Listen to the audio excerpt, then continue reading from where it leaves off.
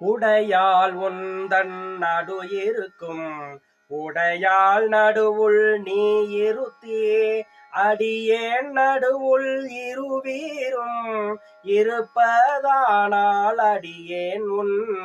அடியார் நடுவுள் இருக்கும் அருளை புரியாய் பொன்னம்பலத்யம் முடியா முதலே என் கருத்து முடியும் வண்ணம் முன்னின்று ஆண்டாய் எனை முன்னம் யானும் அதுவே முயல் உற்று